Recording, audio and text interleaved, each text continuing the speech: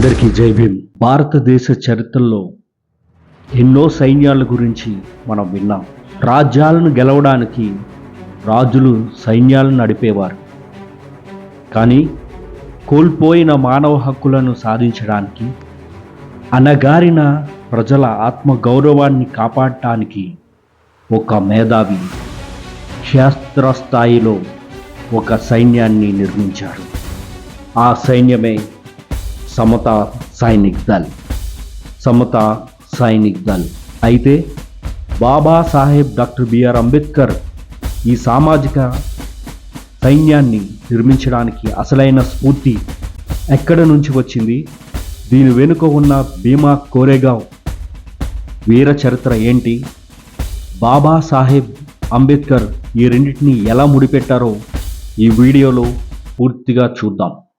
మొదట మనం 1818 నాటి భీమా కోరేగావ్ యుద్ధం గురించి తెలుసుకోవాలి. ఆనాడు మహారాష్ట్రలో అంటరానితనం, కుల వివక్ష తీవ్రంగా ఉండేవి.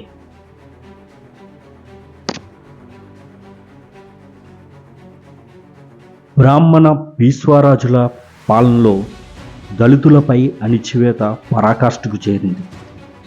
ఆ సమయంలో 1818 జనవరి 1న జరిగిన భీమా కోరేగావ్ యుద్ధంలో కేవలం 500 మంది మహార్ దళిత సైనికులు ఈస్ట్ ఇండియా కంపెనీ తరపున నిలబడి దాదాపుగా 28,000 మంది సైన్యం ఉన్న పీష్వా పాలకులను ఓడించారు. ఇది దళితుల ఆత్మగౌరవానికి మరియు అణిచివేతపై సాధించిన విజయానికి ప్రతీకగా నిలిచింది. కానీ కాలక్రమేణా ఈ చరిత్రను సమాజం మరుగున పడవేసింది.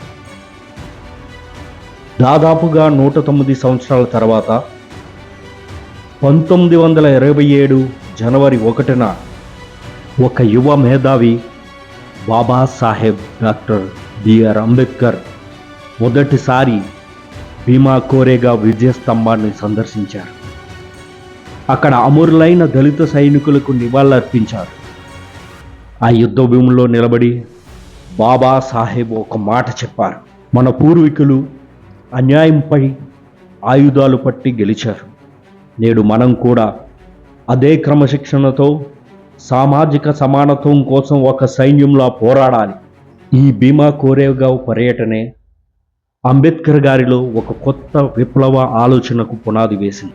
మార్చి 13, 1927 భీమా కోరేగావ్ సందర్శించిన కేవలం 2 నెలలు 1927 మార్చి 13న బాబాసాహెబ్ అంబేద్కర్ అధికారికంగా ఆల్ ఇండియా సమతా సైనిక్ దళ్ SSDను స్థాపించారు.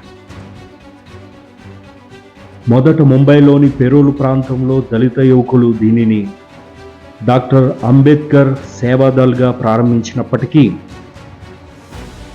బాబాసాహెబ్ దానికి తన పేరు పెట్టడానికి ఇష్టపడలేదు.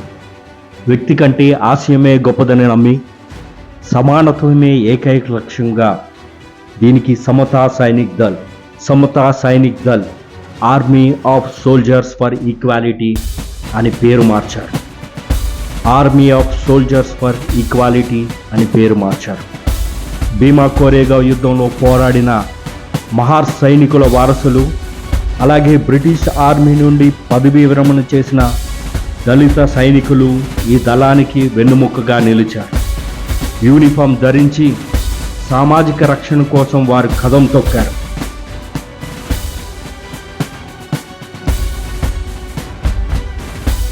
భీమా కోరేగావ్ సైనికుల పోరాట స్ఫూర్తితో ఏర్పడిన ఈ దళం బాబాసాహెబ్ చేపట్టిన ప్రతి చారిత్రాత్మక సామాజిక విప్లవానికి ఒక ఇనుప రక్షణ కవచంగా నిలిచింది. మహత్ సత్యాగ్రహం 1927 చౌదార్ చెరువు నీటిని తాగే హక్కు కోసం బాబాసాహెబ్ ఉద్యమించినప్పుడు అగ్రవర్ణ శక్తులు భౌతిక దాడులకు దిగాయి.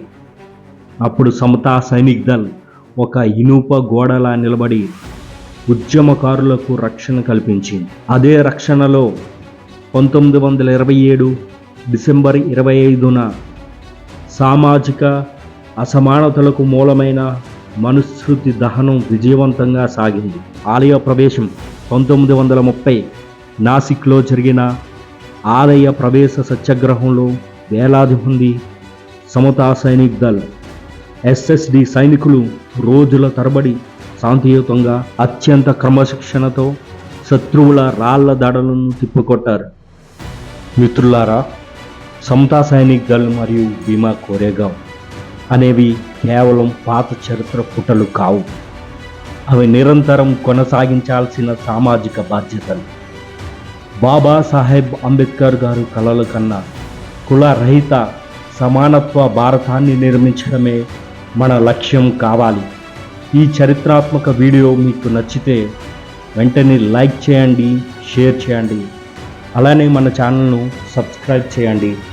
Thank you all. జై భీమ్, జై భీమ్, జై సమతా సైనిక్ దళ్, జై భారత్.